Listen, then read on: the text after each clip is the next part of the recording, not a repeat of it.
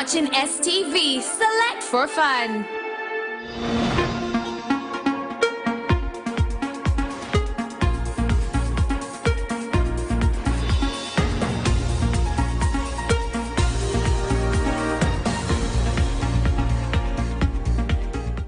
English has it that better late than never. Good morning, ladies and gentlemen. Thank you so very much for joining us on this early morning. It is a beautiful Monday indeed, the 28th day to the month of December 2020. We do apologize for starting a little bit late, but I want to commend the team behind this show for doing their best to make sure that the first show comes live. You are most welcome to the first show, ladies and gentlemen. The show in the land, we are not just since Bangula this show. Thank you so very much for doing that. Now, you have a notification on your phone. No salary clicking, no gun. Let me watch this, guys. Thank you so much for doing that. My name is Simon Chris Makanga. And njagala okubandiza n'okubakulisayo mu Uganda ya Christmas. Nchimanyi, this Christmas was absolutely abnormal.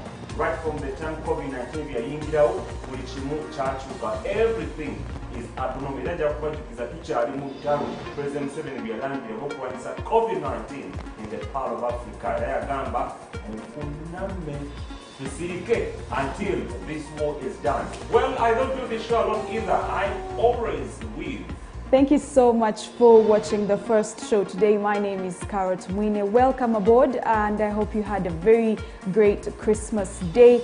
And of course, the festive season is still going on, as we still know, until the 31st or the 1st of January 2021. Now, this is going to be a special time because just 14 days later, we will be having the general elections for voting our new leaders, including the President of Uganda, as well as MPs, councillors, and many other leaders. Now, I hope you had time with your family and friends, time to reminisce, time to relax, time to think about your future, and as well think about your plans, set new goals for the new year, as well as go through the ones you had set for this year and see if you had achieved them. Of course, we got a distraction of the COVID-19 pandemic when it hit the country in March and the country was put under lockdown. Up to now, some businesses are still under lockdown, but others were released to go to work. Now, among those were the campaigns that were allowed to go on until recently, when the surge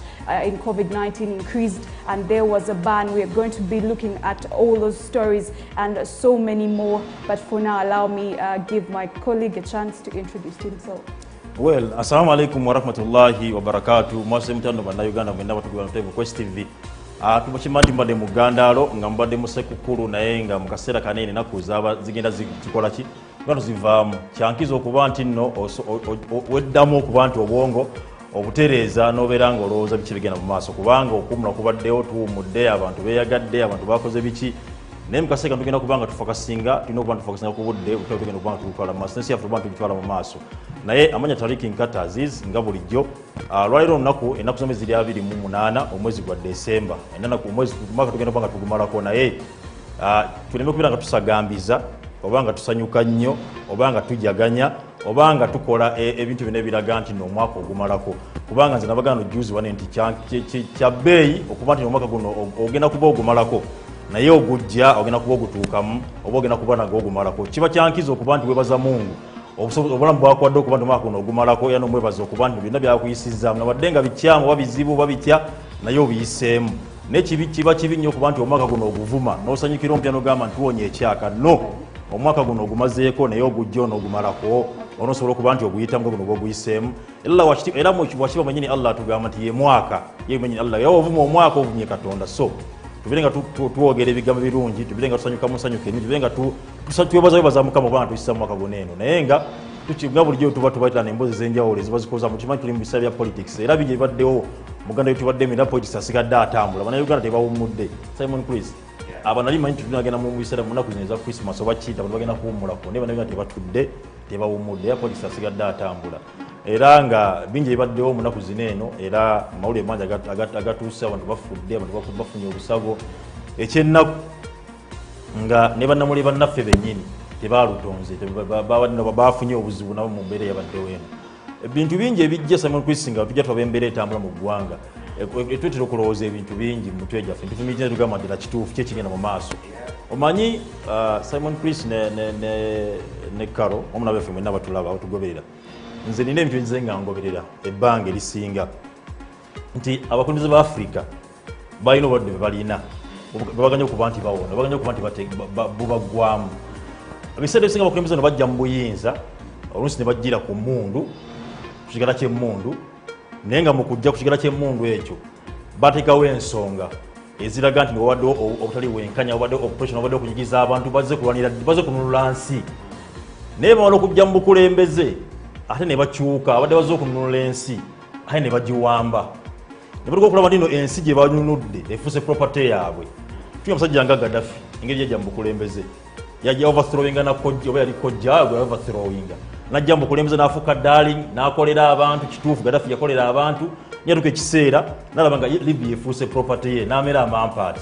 n'andeka n'okuba nti yeteekako ekitiibwa kya King of Kings makulembeze bano banyinze nkujjira King of Kings abeera Mukama Katonda naye bakubanga nti omuntu amaze okufuna alabe nti ensi kati erina kuba nti etambulira ku ye neefula King of Kings tulaba ekyali wano e Burundi omusajja omu yatuga naga nti I'm going to be the supreme leader ti mumubeeraawo naye nze ngenda kubeera supreme leader tolaba ekyamutuukako so niwana embeera etambula mu ggwanga olaba ekintu kigenda kitambula ennaku zino tolaba embeera etambula mu ggwanga basobola okuba nti bakyusana wano yakyusizza erinnya nandika okuba nti erinnya yali kyusizza alina erinnya liyeeyita era nga ye oba waliwo ebitende bitulaba nga mutuufu ebitende birina kubanga biyitibwa Katonda Katonda yatawabulwa Katonda yatagambwako Katonda yatakwatibwa nsobi naye nga kufa abato tulina okuba tusigala nti gw'omuntu owabulwa okwata ku nsobi so abakulembeze bano balina ekintu kye batambuliramu kyesategeera bulungi era nga bw'olaba nti buli azze atandika okuba nno yeeyingiza mu bitende ebyo byekooneddeko akomerekeza si bulungi. It's a good submission from the start. However, I want to acknowledge the fact that there's nothing good about this morning. Personally, when my profession is under attack, there's really nothing good about this morning. And I think we should focus more on that. However, it is true that Twina Abakulembeze actually most of African leaders have failed to emulate what the founders of Africa told them all started. To know which democracy onto the paper to take into practice. Others is challenging. And the fact that Twina constitutions, ezirimu amadirisa, constitution ezirimu enzigi, constitution of moli temuli. So kitegeeza kastabanga nzigule. Anyone can jump into and change whatever they want in their favor. That is the point number one that abuses democracy in Africa. Singa tuba ne constitution eziri sealed.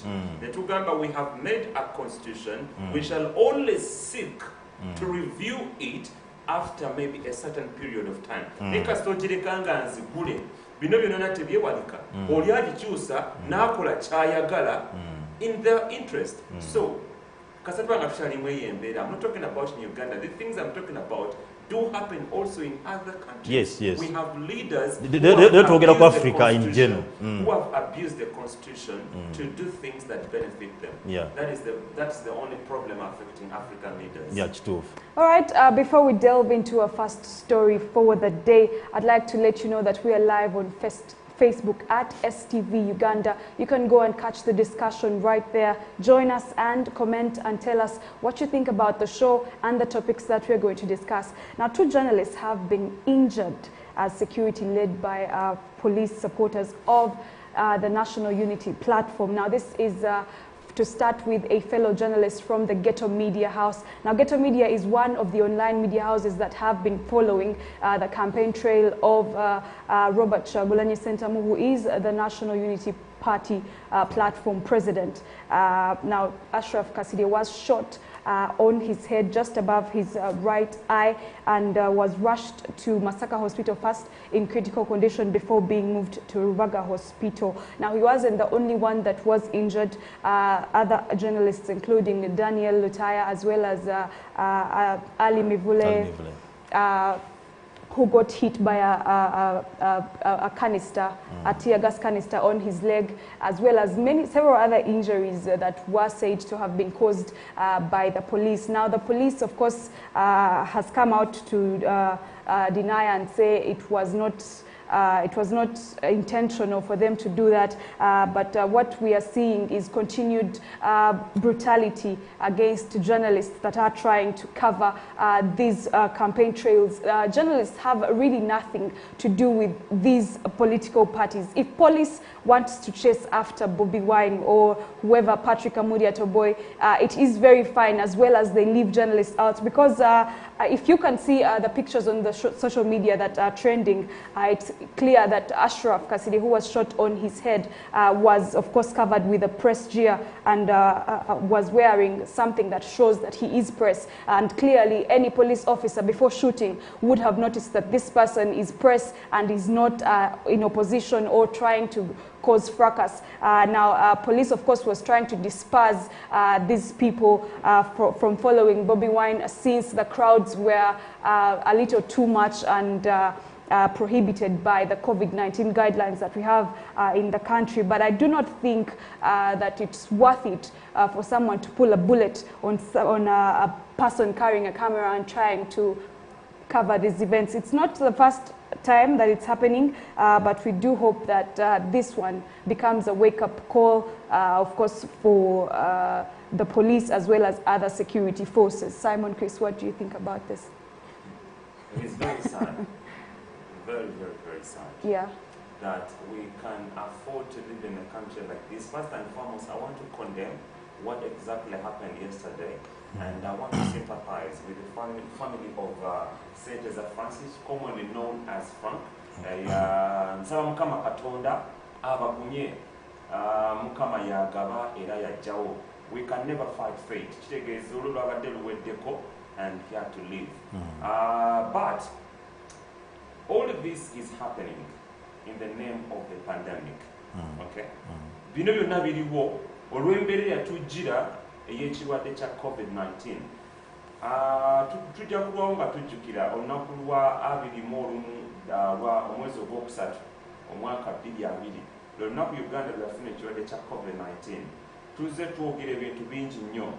President w'eggwanga General Kaguta Museveni azze ayogera lwatu n'agamba in one of his speeches n'agamba it will be very, very insane to organize an election singa ekirwadde kya COVID-19 kiba kikyaliisa enkuuli. Njagala kugatta bino byonna n'ebigenda maaso mu ggwanga into one thing. Singa ekitongole ekitwala ebyobulamu mu nsi yonna ekya World Health Organization kivaayo neche demanding for accountability. I'm trying to imagine a situation where COVID-19 takyaliwo, okay? Ng'ensi yonna eteredde. World Health Organization, nkuba kafaananyi, I need to quote me well. Nti World Health Organization evuddeyo n'eragira ensi zonna ezaali affected by the pandemic okuwa accountability on how they dealt with the pandemic. I'm pretty sure this is how our report will read. And Simon Quiz, kubanga chiri in their powers okusaba accountability kubanga batu wakusendeza kukozesa. Body nasinga even kuwa obuyambi, you have to account for that, how you use that money over funds zebakuwadde. Kati kubanga yatuwa obuyambi okuba nti twelwanisa ekirwadde kino. Ensonga abantu bakuba nti basaba accountability. Kale, watu obuyambi bate batuwa, this is my submission. I'm trying to imagine the COVID-19 yaweddewo, kati World Health Organization is demanding for accountability on all countries that were affected by the pandemic. I'm sure this is how our report will read. Ugandan report. Report yaffe ejja kuba egamba nti nga 21 omwezi ogwokusatu omwaka 2020 Uganda registering the first case of COVID-19. Uganda yateekebwa ku muggalo. Bannayuganda babateekebwa okucontaininga ekirwadde kya COVID-19. Omukulembeze w'eggwanga yajja ng'ayogerako eri ensi yattu Uganda ng'ababuulira bye balina okwewala ekirwadde kya COVID-19. Tewaayita kaseera katono kanene nnyo n'avaayo n'agamba nti kuba twali twetegeka okulonda nga constitution bw'eragira ekitongole ky'ebyokulonda nti balina okutegeka akalulu mu myezi 6. Okay? Yeah. So ekitongole kya president n'avaayo n'agamba nti kijja kubeera kya bulalu okutegeka akalulu singa ekirwadde kinaaba kikola kikyaliwo. Njogera ku nsi yattu Uganda. Yes. Electoral Commission neevaayo n'egamba nti Ministry of Health etuteereddewo SOPs ze tulina okugoberera okwewala ekirwadde kya COVID-19. Twewole ku SOPs ezo tuzikozese naffe tukole kitegeka akalulu. Electoral Commission netegeka akalulu under the guidance of the Ministry of Health. Okay? So, in the name of enforcing the SOPs by the police and other security agencies, nga tugenda mu kulonda nga njala tugenda empala report kuba mpanvu onogimalayo summarizing bakafaananyi nga report bweyinza okubeera bakuwadde report ekolebwa esebo. So nga 9 omwezi ogw'ekumi n'ogumu Uganda campaigns nezitandika. Yes. Bwe zitandika mulimu ba stakeholders abali involved mu zino campaigns. One is the Ministry of Health. Okay. 2 Electoral Commission. 3 ab'ebyokwerinda. 4 abalonzi. Okay. Bonna bali mu play ya n'abeesimbyewo. Yeah. Okay. So bwe tuba nga tuli mu eyembeera report yaffe esoma egamba nti ab'ebyokwerinda babalagidde okweforcinga SOPs eziweereddwa ekitongole ky'ebyobulamu. Yes. Okay. Naye in the name of enforcing the SOPs tulabye nti on the 18th and the 19th of November about 50 plus people have lost their lives. Okay. Nzijukira ku lunaku olwo twalina about 209 death cases. Mu myezi emitono ennyo kaŋŋambe emyezi by then gyali emyezi 8 okuva mu mwezi ogwokusatu twafuna ekirwadde kya COVID-19 twali tufiiriddwa abantu 2. Naye mu nnaku 2 nga tukuuma oba tulwanyisa ekirwadde kya COVID-19 oba okweforcinga SOPs eza Ministry of Health twafiirwa abantu 50 plus. Okay. Nga tuli mu kaseera akaki akokuba campaigns. Weewaawo tugenda maaso ne report yaffe esoma report bwekuba kukufa waliwo ebyomisi mabega waliwo LD byajje kuba ebinamu ebirina ekifunza report yaffe ejja kulaga nti mu kiseera bwe tuba tulwanyisa ekirwadde kya COVID-19 nga tuli ne mu kaseera ak'ebyokulonda bannamawulire wa under attack. Yeah. Nti bannamawulire baakubibwa, bannamawulire baayisibwa bubi. The report also shall read. Mu kiseera ekya mu report yaffe ejja kusoma ng'egamba nti bwe twali mu kiseera ekyokulwanyisa COVID-19 Uganda yafuna obuyambi okuva mu bannayuganda bennyini n'okuva mu nsi endala ezawabweru. Naye sente ezo zaakozesebwa bubi. Sente bannayuganda babateeka ewaka baasuubira nti they are going to build health facilities. Yeah. Nti singa ekirwadde kisajjuka munnayuganda tebajja mugamba sigala awaka wejjanjabe. Munnayuganda bajja mutwala mu health facility. But what we see, our report shall read nti bannayuganda babatwala Namboole. Beewola ekisaawe ky'omupiira. The Uganda Premier League was affected. Report reads nti mu lwasonda ssente mu kifo eky'okuzimba facilities baasitula za arcade. Saagala kugamba nti arcade zaaba abalwanyisa ekirwadde kya COVID-19. Naye mu kifo ekyokulaba facilities twalaba arcades oba zi malls zeziri mu kusituka. Our report reads our economy has been greatly affected. Okay. Yeah. Uganda batusuubiza nti come 2020 we shall have to attain a middle status income. Our report reads nti bannayibba baffe abali ku mulirwano ab'e Tanzania who lost count on COVID-19 bo bazi ku 509 nti bo baasu tebateeka nsi ku muggalo. In the process ey'okulwanyisa n'ab'ekirwadde kya COVID-19 they were able to attain a middle status income. Wano ewaffe economy is greatly affected, one by what we see is going on in the country. Okay. Obuvuyo obuli mu nsi okwekalakaasa amasasi tear gas, but investors are scared to come and invest in our country. Therefore our economy is bruised. Report is so much. I don't want to continue. The report is quite huge. And yet, binomio na bw'omala okusamarizinga report otula wansi n'ogamba nti bino byonna bisobola okuba nga byewalibwa oba nga bikolebwako how okudda eri Katonda nga moto yaffe bwegamba nti for God and my country. Naye ekyennaku kiri nti bwe twandize eri Katonda abali b'emyoyo oba abalyoyi b'emyoyo nabo bennyini they look to be confused, they look to be disunited. Bebandize ne bagatta nga tuzze eri gye bateeka ensi yaffe nti for God and my country nga moto yaffe bwegamba abandi badde bakikulembera they are also confused. So we are in a turmoil, we are confused. What shall we do? As you come in Nanikaro, banyala mbuze kibuuzo tukyali ku pandemic oba this is political? It varies from people's perceptions and what they might which side they might be falling for, because you cannot decide and say chali pandemic kuba waliyo abalwadde aba COVID-19 abachaliyo. We still have a lot of patients. As I've told you, the surge is continuing to grow and grow and grow in the COVID-19 sector, and so we have people who have patients of COVID-19. So if you come and tell such a person to chali in politics or what, is this political or it's a pandemic? Of course, for them they'll tell you it's a pandemic because they still have that problem and those patients at home. But then if you come to a person, to people like NUP supporters who just lost Francis Kalibala, a bodyguard to Chagulanyi Robert Sentamu, one of his bodyguards was actually run over. It is said that he was run over by a police truck, that was trying to disperse supporters of Chagulanyi Sentamu. And then it's actually a military truck, not a police truck. It's a military truck, and that ran him over and left him dead.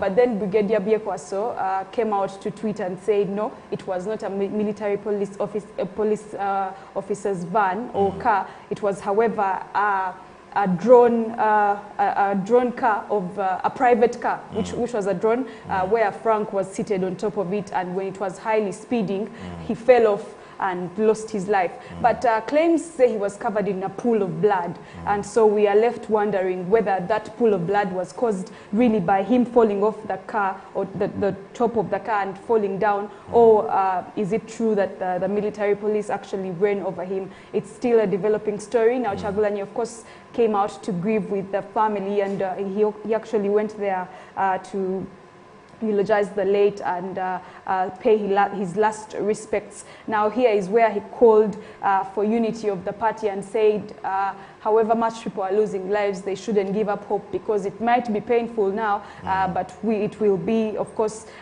victorious and sweet in the future when they take office. These were Chagulanyi's words. But I'm left wondering if such people now, if you come and tell them about a pandemic, will they really say it's a pandemic? Of course, now they'll take the political side. You see how it's varying from position to position. But we shouldn't forget that this is your life. If you die today, when Chagulanyi takes office, you will not be around to see him. So please be careful enough to protect your life if you can. Yes, we love freedom. We love where the fight for freedom is heading, but also we have to protect our lives and not be caught on the wrong side of things, or not be caught off guard, because when you die, of course, your family is in loss and in grief, and we cannot bring you back. But it's very sad that the bodyguard lost his life, because he was, according to some other people, like his friends and stuff, he was a very calm guy who would not come at you for anything. So Uganda, of course, has lost that one as well. Plus, of course, the 50 plus that were lost in the other struggle and scuffle and fracas. So those are one of the two developing stories. I don't know, I started with the journalism one because I thought we would give it much attention. But I don't know what you guys think as well about the loss of life of the bodyguard of Chagulanyi Sentamu Robert. Tarik first. Omanyi tubadde mu struggle, tubadde mu mbeera ebaddeko mabegako wano nga bagamba nti gavumenti egamba teri bondikidde Google ebeere nga restrictinga gundi online media na biki ebirala byonna. naye nga mutubagamba no fe twagala abantu banene babeerawo nga batuwa evidence ebeerawo eguddewo mu kaseera ako kati kale mu kaseera kano as we are talking twogedde ku mbeera okuba nti no omukulu Kalibala yafudde ekite kyalina kusuuka kuba Kalibala bw'aba yafudde I'm called Nkata is a brother to me mu clan wansenene nange ndi wansenene naye bwekiba Kalibala omukulu brigade yavuddeyo byekwasa nalaga nti no he was just flying over tete motoka si yamulinya ya police kuba she claims nti Kalibala yabuuse yabada abokera drone emotoka yadaitawo nti ajekwatiko bairenge batwala so nekibanga bagamba bino sibadde bituufu esazo kyabadde kyabukulu kyabadde kyabunanyizibwa amagye oba gavumenti nejjayo footage alaga to explain what they are said kubanga ne wanayogera ebyenkana eggulu n'ensi omukulu omukyala si muyisa mu maaso brigadier owekitiibwa spokesperson w'amagye ne wanayogera ebirungi ebyenkana eggulu n'ensi naye nga tolina evidence egenda kulaga bannansi kikyogeza kulemenga nti omusajja ono yabuuse bubuusi yadabukira drone naye nakola ki natagikwata. Actually, that's a point because I believe there were eyewitnesses who gave this story and said it was a military police vehicle that ran Francis over. Yes. So it's not enough to just come out and tweet and say no. It would be so much better if, of course, you came out with some evidence, like he's saying, and prove to us that really, it was military was not involved in anything, so that you calm our hearts down. Because otherwise, we shall keep thinking, okay, if it was not military police that ran over him, then why was he in a pool of blood? Yes, that's what I was asking myself earlier. I'm like, why was there a pool of blood? You mean when he fell down, his head burst or something? There's an unclear report, but it's still a developing story. Hopefully, the military police will come out with more information. Brigadier Flavia Biekwaso will continue to give us more information, and also hopefully we hope to get footage and see what exactly transpired while this guy lost his life. Yeah, ngamane chamaza kunsonge karo chekola ki abantu chebali bakanira ekyo nti mutulekere social media tubenga tujikola ki tutatufuna obukakafu nokuba nino yes kitufu exactly yeta kurejoratinga netu kyetaga waberewo embeere kuba kati sazo kitukanya bana Uganda tuyire na ku mitima omwana yafudde netu tumende n'okujja evidence yafudde atya police claiming yakozebwe ne kati so social media tewe yanibadde tuyambira oba si kyo police ne kadebere cameras around weziri ejjeyo obukakafu obulaga footage oyo baneka nabenga bakakkana going back bwana mawulire mu Uganda ekitibwa eddembe ly'obuntu kisinziira kwani essaawa gwakiyimiriddemu bwe kiba nga kiyamba nze essaawa ezo eddembe ly'obuntu jaddirwanirira era nja kwogera nnyo nti eddembe ly'obuntu likola ki naye bwe kiba nga kiri against me eddembe ly'obuntu ejja kukola essaawa ezo kubanga we have freedom okuba tufuna amawulire omuntu ayambalira bulungi okyogedde kubadde bambadde nga balaga nti pressman naye nobeera nga otuuka ekiseera okuba nti omukola ki omuhati bakwebana b'NTV bakwebana NTV naki baali muvula bakubire mugubonagona bagakoze eki nenga lwaki because bakola omulimu okuba nti bakavalinga ebigenda mu maaso so bwe kibanga twagala okuba nti ebintu tubitambuza bulungi eddembe ly'obuntu libere eddembe ly'abuntu ku buli muntu yenna ate bwe kibanga waliwo right n'okuba nti etuusibwa ku bantu abantu bagyeyagalire mbonanga n'okuba nti bagyeyagalire so sireme kubeera no because esaazo nze nkutte mbere nga nyigiriza omuntu esaazi no kintadde mbere nga nkita so bwe kiba tutambuze nga tutale mu maaso tubeere nga tuli benkanya mu mbeera yonna gye tutambuliramu so sigandi kubanga namwe yagenda kuexposinga obukyafu nga badde nkola ate gwoleka nze waliwo ka clip akadde katambula ku social media babadde sembabule ngola military guys bakutte kiba kubakuba abaana emiggo naye nga just because abaana akutte essimu omwana akutte essimu alaga ensi bikyebigenda mu maaso naye nga lwaki tukakubeera okuba nti mukuba abantu emiggo kuba nti bavayo kulaga ensi ekitambula mu maaso so you can't fight ate banejjala tumanye bana bakulembeze you can never fight feelings oba love eziri eri omuntu ng'alina kyayagala tosobola kirwanisa osobola okugamba nti ogenda mudilayingamu katono tosobola mukola ki tosobola mulwanisa so bakikkirize nti ensi bwe tebwetambula kati saaza abantu baagala kyenja abantu baagala ki buli omu abeera eddembe okuwagerera ku kyakola ki kyawagira yeah Simon Chris sebe ensonga eyo gwe tubale nga tudiscussinga ku nsonga yatuse ku bannamawulire baffe era baganda ffe mu mulimu nekibanga olwali tugamba tulina freedom of omuntu alina freedom okuba nti afuna amawulire omuntu alina freedom okuba nti expression na biki ebirala naye nga soba nti saaza omuntu avuddeyo kuba nti no agezao kuba nti alaga ensi kyebitambula naba nga tukuba okubanga akuba emiggo ng'abakuba ente ensonga eyo gwe what's your take on that? I think I've never been sad like I am today. That's a fact. Ne mudi zo nziraba ne mudi yo Yes, nziraba there's absolutely nothing good about today. One thing I want to remind Ugandans that media is an ingredient of democracy.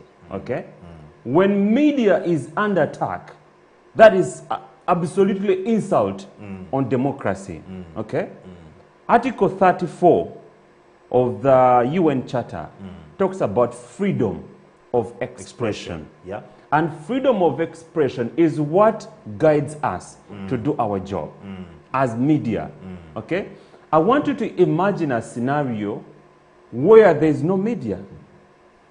What kind of country would you be having? Simon Gusi kyebetwogerako ne gundi kyebetwogerako ne karo nti olwaleero okukibanga obuzibu buvudde ku bantu no twebuuza Francis yafudde atya Anti laba yo ekyaviddeko Francis okufa kuddamu wali eri singa tewali media ba ekitumanya essaawa zino singa Francis wadde otufute gye tulaga claims zigamba police vehicle yamulinnye amagye gagamba nedda yabuuse yadagala abukira drone kati ekisaawe nekino tuyamba kiri ekintu eki footage eveeyo webanga police amagye gabagamba ndiba yabadde abukira drone kamera weziri bayite footage lagati yadde abukira ki then baleke n'abantu baganda police motoka yamunye kuba kimanyi wadde eyewitness ezabadde era amasimu gadi gakola ki ono bali kifute gye bamutulage media bagenda tuyambira awo ekituufu kiri nti I was still submitting that in a country where media is under attack is an absolute abuse on democracy. Uganda, we are known to be the Democratic Republic of Uganda, but the fundamental question stands, are we democratic or not? When you look at the kind of turmoil there is in the country, it gets me wondering whether we are really democratic or not. Not until we get off the word democracy on paper and put it into action, Uganda is going to be a very good country. Naye njagala okubira aba bonna whoever is in charge over all stakeholders abali mu kaseera kano ak'akalulu bannange, there is Uganda after elections. It is so sad that we are losing lives. Okay, people's lives are threatened in the name of protecting or enforcing the SOPs. This is really so annoying as a Ugandan, as a law-abiding citizen. Chinakuwaza chimalamu na amaanyi okulaba nti in the name of enforcing the SOPs no ezatuweereddwa ministry ebyobulamu. Okay, abantu bafa, media is under attack. It is really so sad. And looking back to the 12 districts that were earmarked by the Electoral Commission. Yes, okay? Yes. Nti tebagenda kuba yoki campaigns. I was so shocked. Okulaba nti it was Electoral Commission that made such an announcement. Recently, aba art, bwe ne bagamba nti kati amabala gaguddwa bagenda ku media house and they made that public announcement. Minister of Health yavaayo ne respondinga negamba no aba ati si balina okukola ki okuwa amawulire ku nsonga ya COVID. It is the Minister of Health. So webanga ku luno Minister of Health, I mean Electoral Commission yavuddeyo negamba tugenda kuggalawo okukola ki campaigns mu districts 12 wetusuubira nti ekirwadde kya COVID-19 kyeriisa enkuuli. Lwaki Minister of Health si yavuddeyo nekola that public announcement kuba gye tumanyi eri ku frontline ekyokulwanyisa ekirwadde kya COVID-19. So ebintu biri awo nabyo biringa ebitusobyeko. All right, on this story particularly, the Electoral Commission actually suspended physical campaigns. Now, I don't know if this means that scientific campaigns can still go on. I mean, if you can record yourself campaigning in these areas that were earmarked by the Electoral Commission and send out your campaigns scientifically, I think that's still allowed. What's not allowed, however, is the physical campaigns that have been stopped. Now, this was, of course, said by the Justice Simon Biawakama, who said that the presidential candidates were warned against going against the SOPs or standard operating procedures that were put in place to protect people from the COVID-19. But however much they were trying to warn these candidates did not listen and went on to gather crowds that were against the EC of course, guidelines. Now, people are saying that it seems Electoral Commission was not ready for these elections right when it started to announce that we are going to have elections on 14th January in 2021. Did they put this in perspective? Did they think about the whole layout and plan? Did they consider coronavirus and say, okay, by December it would have gone high, so maybe we chill it? Or did they just wake up and say, okay, in this district, since the coronavirus cases have increased, let's just shut it down, without thinking about what that has on the campaign trails of these candidates that are trying to put in money, trying to gather supporters. There is no time, because we are just left with almost 2 weeks to the elections time. It's 17 days. 17 days. Only 17 days, yeah, almost two weeks yeah. to the campaign time. Now, presidential candidates have already involved themselves in a lot of things. They've gone so far with their campaign trail for you to come and say, now you've cancelled some of these districts from being reached out by these candidates. Now, people are also saying that maybe it's because in these districts, of course, Bobi Wine is a stronghold. According to some people, this is what they think, that NUP is a stronghold in these districts that have been cut down. But I don't think that is the reason, because as we see, FDC's Patrick Amuriatoboy also came out to tweet and say, we have not been informed formally of the suspension of campaigns in key districts and cities, and therefore we shall treat the rumor below with contempt that it deserves. We are continuing with our campaigns in Masaka, and we shall campaign in Jinja tomorrow without fail. Now, Masaka and Jinja are one of those cities that were banned from holding campaigns, including also Kabarole, Kalungu, and Wakiso, Kampala, many other cities. But the FDC's Amuriatoboy's take is that this is rumor. They've not officially been informed that campaigns should stop. So to him, he's going to continue with his campaign trails. My question is, why didn't the EC then officially inform these candidates if they were cutting out campaigns from these districts? From day one, we've had a challenge in Uganda, and that is civic education. Amawulire ga COVID-19 galemereddwa okusinkinga into the brains of Ugandans simply because of lack of clear civic education. Okay? There's media. We have plenty of airtime, but these stakeholders are not utilizing the airtime that we have, and we get ourselves wondering. You find that intatekati fe abali mukola omulimu ogwandikoleddwa ekitongole ky'ebyobulamu, omulimu ogwandikoleddwa ekitongole kya Electoral Commission.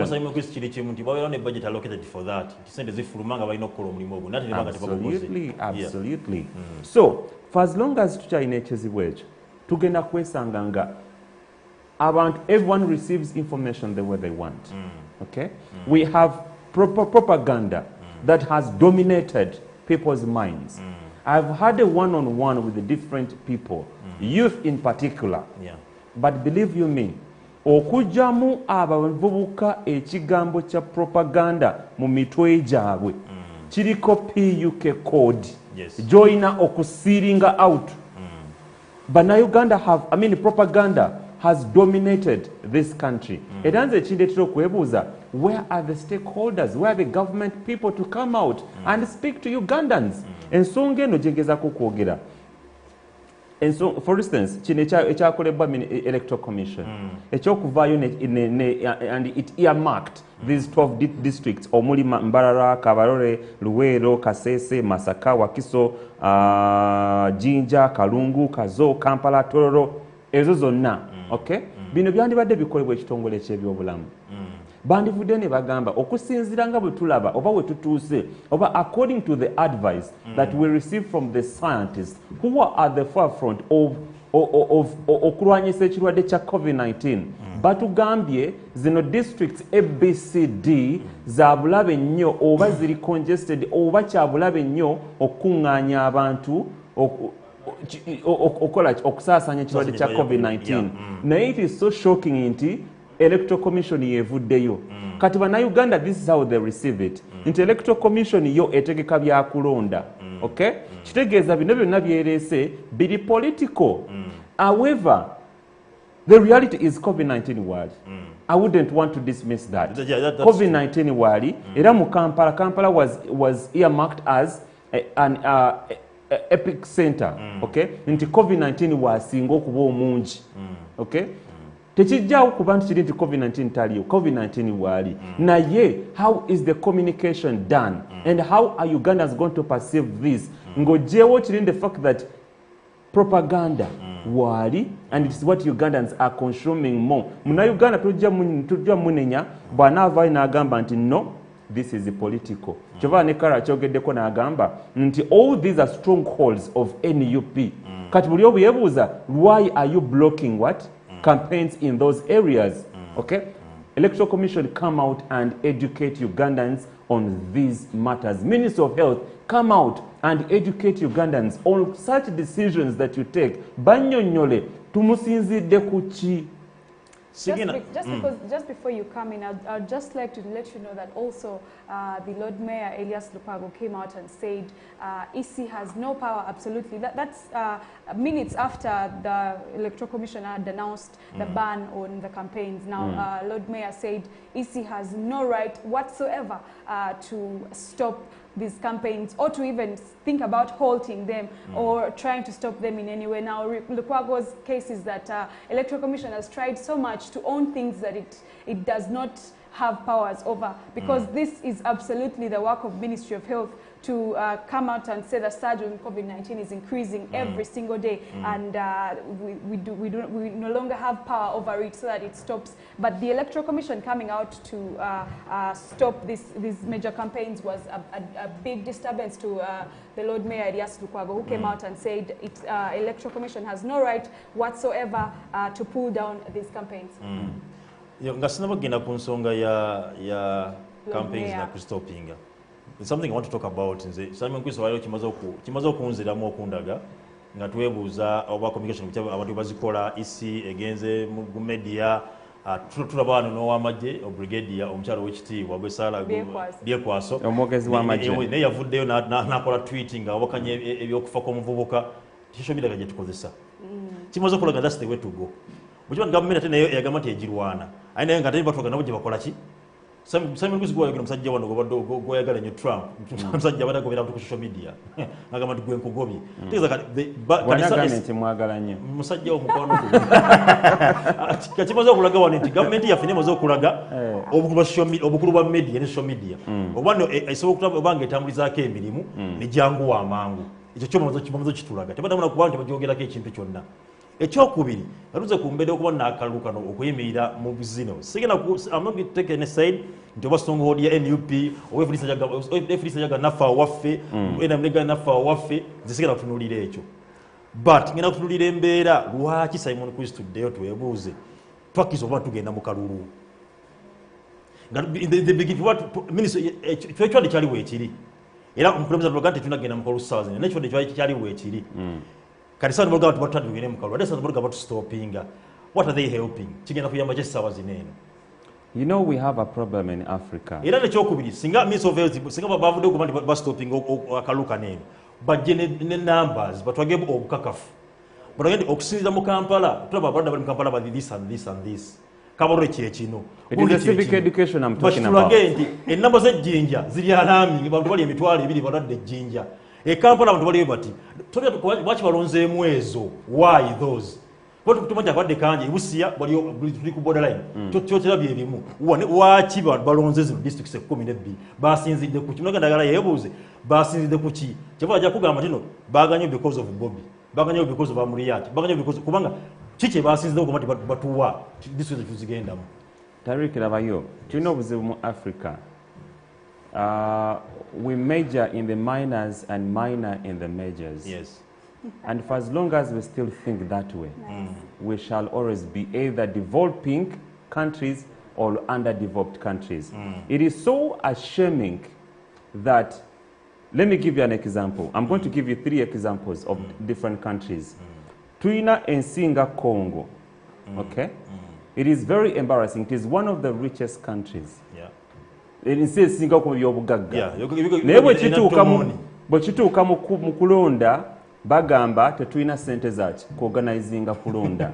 We have another country in Africa nti a musician agenda okuba ekivulu minister w'enguudo n'agenda n'ensawo ya dola n'agikola kinatandika okufuuwa omuyimbi naye ng'ate enguudo mu nsi ye zijjuddemu ebinnya. It is so ashaming that in Africa we have another country that is organizing an election under guidance of the Ministry of Health, but more people are dying in the name of enforcing the SOPs. Tugenda kufuuka ekyokusekererwa mu Africa. We shall always remain either developing countries or underdeveloped countries. We need to wake up and define who we are. Yeah, okay, just to add on that story, now a section of Ugandans immediately now Gambia Electoral Commission we have there negamba anti but at the ban kulonda. There was a section of Ugandans that lambasted the executive director of human rights, who is called Kenneth Roth. Now, Kenneth Roth has been in office for some time with working with the UN under human rights. Now, Tatuleno Atula Bungereza. Now, he came out and tweeted and said, conveniently citing the coronavirus, the Uganda government suspends campaigning for January elections in the capital and 10 populous districts, where just coincidentally, of course, President Museveni's main opponent is Bobi Wine and is highly popular. Obukakafuze monyi njatogere bigambo tubikakasa obukakafu abujjawa Bobi Wine kya wasinga obuwagizi exactly yatandise weyo ruma nanyizo kubanga mbiwa amuli ninga na fault singa obuwagizi exactly kati yatandise weyo ruma gamba ati Bobi Wine is a strong word sala tukolere kukuza chebola I'm even voting I'm even voting EC bade basodi sekumi nebiri basinzide but again basinzide kuki. The first show takes a very short break and we'll be right back.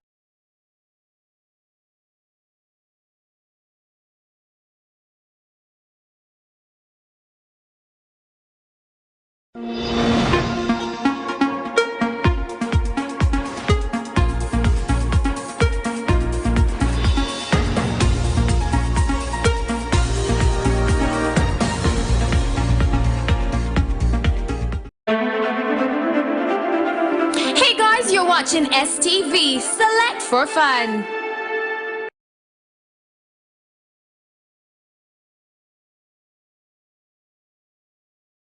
The Electoral Commission informs voters that elections for the different categories of candidates will be conducted as follows.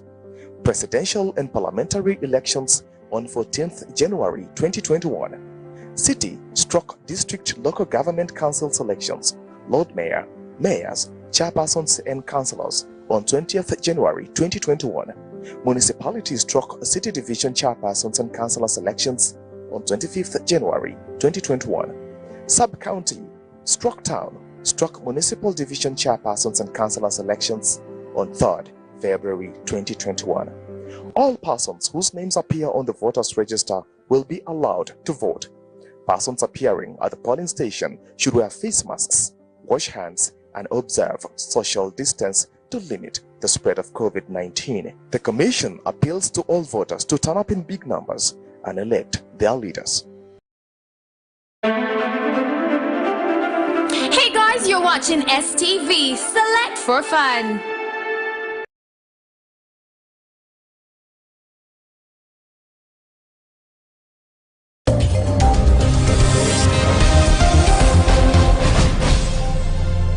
Abalamuzi babagamba if the incumbent president frustrates all democratic means to leave power, temusibayo muntu n'omu kutwiza.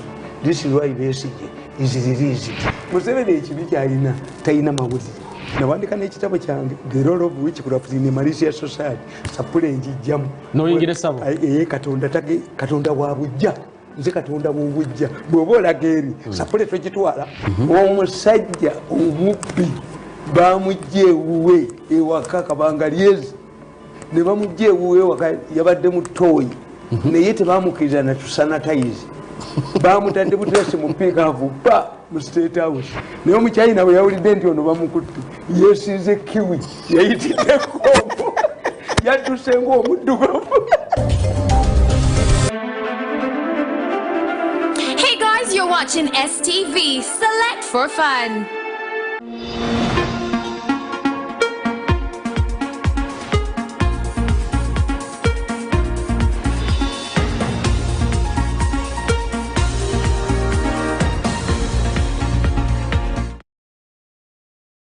show. Now remember, we are live on STV Uganda. That's at Facebook. Please do join the conversation and tell us, is it worth the wait for Electoral Commission to come out and stop the elections from going on? I mean, stop the campaigns from going, the physical campaigns from going on in the districts, the prime districts and the prime cities in Uganda. Please do let us know what you think on our social media. That's at STV Uganda on Facebook. Now moving on to the story that we were talking about, where the human rights activist Roth came out to tweet about Uganda's issues. Please stay out of Uganda's electoral process. We don't need your criticism. We don't need your help. We are Uganda. We can take care of ourselves. Nedon Wanyama, who is the press secretary for the president, also weighed in. Nagamba, respect Uganda's sovereignty and stay out of our issues. He says the question of who is popular where will be made known on January 14th, not some deluded non-colonial agent coming out to meddle in the issues of Uganda. Now this was the press secretary Don Wanyama. What do you think about his? Karo, Simon Chris,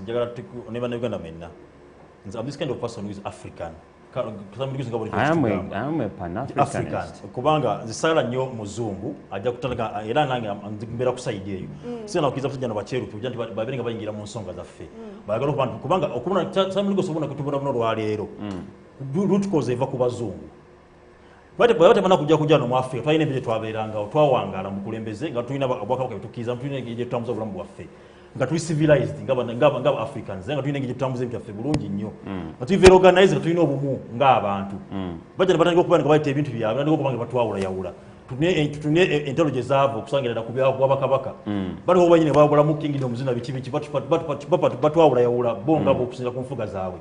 Basa democracy gabitanga democracy basa about party politics. Tumale gwina kubira wa yero gokize mu red gokize mu bichi byongera kutwawula ngaffe. Nabe biva ku bazungu. Basa kubandi bayita enzikiza batekamu era ngabengera ko anti bitujja kunonoza bitino batambya ko ng'abantu. So nze nzo mu kokiza abazungu nabusoko batwesonyiwemu. Africans bana Uganda tutambuza tutambuza ngaffe bana Uganda. Twegwanga tutambuza twagala kwa tulitanguza. Twagala libere kyencha. Kubanga Simon Chris n'abalamu najja tukkirize. Omuzungu tateka watafuna. Twabola leo ngenda kwere kiziko tubagala kwa tibachiwulira. Omuzungu yajja mu Libya. Najja ko bukulembezo bwali buluddeko which is okay. Era nga fatubage twagala bukulembezo kwenemeza mu buyinza nange nkiwagira. Naye mu kujja okuyamba abantu bano kujja ko bukulembezo bwali buluddeko yamaliza kikyayetaaga. Nanga ina chaji adaga nitaka mafuta gaba ntobo kubanti insagala kubanti atola mafuta etola butolo ulipo kana ibe tetereranga balwana kana muzungu nengera yabikola ki kubanga ayagala kubanti asigala ensebe nga abantu baawukana yabiringa isawe kiche kanemo tuba ntera tanso kubanti amedalinga musonga za viza Uganda batulege fenga nga twesalire lwachi banayiga tumufaako lwachi tukayaringa ku tweet ze why do we give him that kind of attention ye yakoze opinion ye navayo nawa opinion ye msajja mwavu wano bomulaba mu kifaananyi ye yakoze opinion ye nagamba Karo bana abafu abadugavu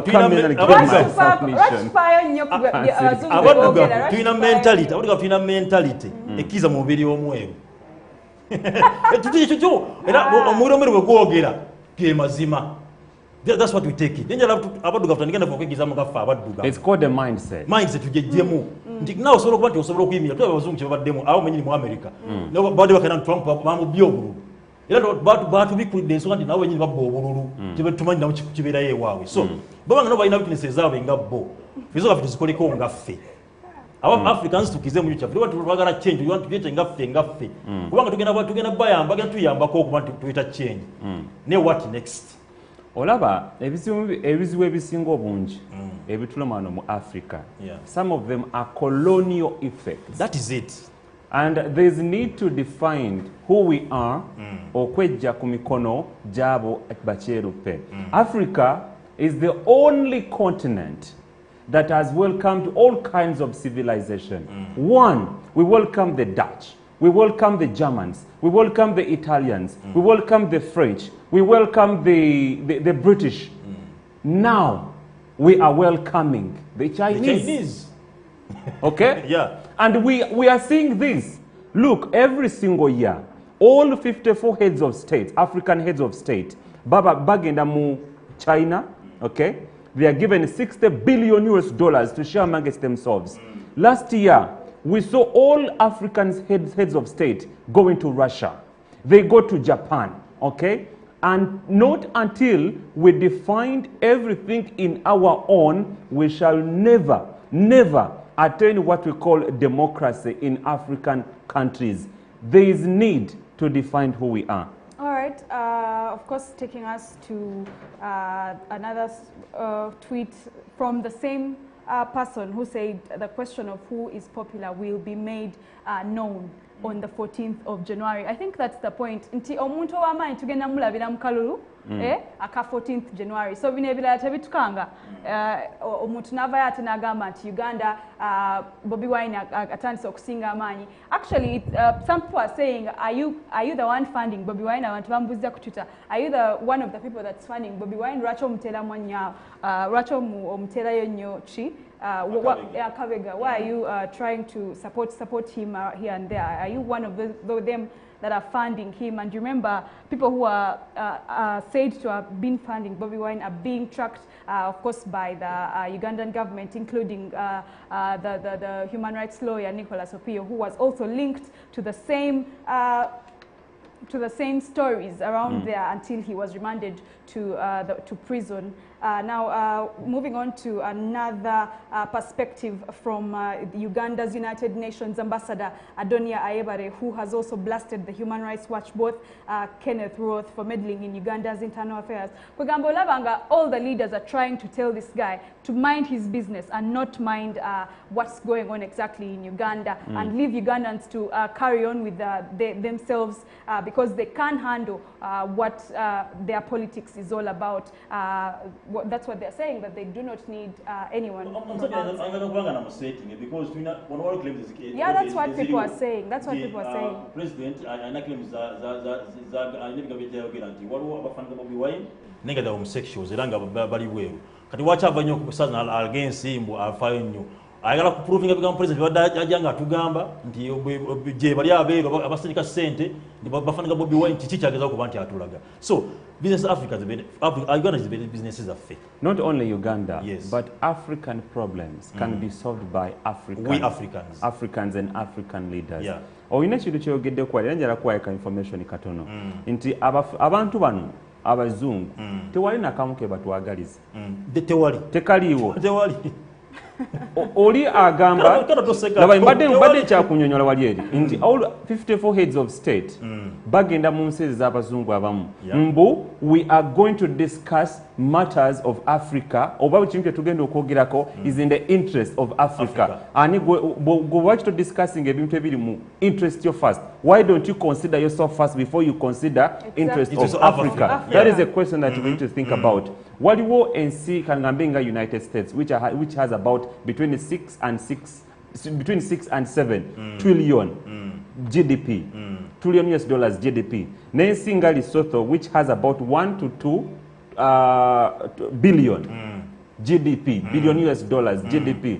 Newe gamba nti US is going to do business with maybe Lesotho which has the lowest GDP. Julius Nyerere owa Tanzania yagamba nti omuzanyo guno gwa kickboxing nti heavyweight champion bw'abeera mu ring n'omunafu and the rules are the same, that can't be a fair game. Yeah, that is it. It cannot be a fair game. Nti nze ndi mutono nnyo, let me say I'm big, ngenda kulwana ne Ssekiwonga Asif. Nga tuli nga amateeka ge gamu. Nga amateeka ge gamu. Kitegeeza Ssekiwonga Asif. Ngenda mumenya bumenya. So that is what is happening. Kitegeeza nze ngenda ofunamu. That is a clear definition of what is happening or the relationship between African countries n'ensi z'abazungu. Be bafunamu. Africa si yefunamu. Look at the Chinese. Chinese have invaded Africa. No wonder bali bagamba nti zaala abaana aba babiri. Kati bazaala ettaka teryongerako e China, but the population is increasing. Oyo wokusatu agenda ajja wano mu Africa. No. Oyo wokusatu ajja wano mu Africa. Kimanyi waki China eyingidde nnyo Africa n'okuba nti sente zeeteka mu ezo. Bw'aseera gamba nti ffe ka tuleete efulira muwa egena buli nsi ya Africa erimu Exim Bank. Mbule nsi ya Africa emwe talimu Exim Bank. That's a fact. abakulembeze fa batutwala Baba wa loans simayo gye batutwala bakuwa loan nga bw'oyagala. Recently akazinga e Kenya kawambibwa abachina olw'ensonga balemererwa okusasula sente zaabwe. This is one thing that our leaders must wake up and look at. Twine ebyo tukola netwera temangu wala omusajja yayimba akayimba kyana atunda ensi yaffe mu bibajjo byajjo era agiguza abantu nesanza alina akayimba kate kayimba newunya twist eyo eyakyuka okuba nti nno enjala bwe gyali alaba ate kati ngalaba kirala. My question would be, how far have we gone? It takes a mindset. It takes mindset.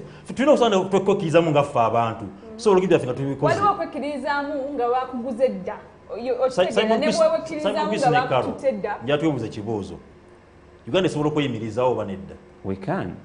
We can. So why are we ekizibu kye tulina e Uganda kiri ekizibu ekyo, and it's not the president obuli bw'enguzi. A lot of money that is meant for developing this country. Not the president. No. It is the president. Kubanga anaino kulwanisa enguzi. Bukibanga emisonga zebutuse maaso ge ku tebo ye n'amatula batenga akola, otherwise nga mulune banne butumanyi butusobola okwogera ne science list butandika gisoma obudde bukya nenga bakikoze sente baziridde, and it has a deaf ear. So what what should the president do? Remember, president is one man with two legs, two hands, and one mind. Ebyo okujja okwogerako obwogezi. Sasa mugise ki wagamba juzi president amaze emyaka 35. Nonya ngo kwanda kunyu ebintu byakoze mu naku lumo amasayo tebimala. President afuko ave mu byokwogera action man.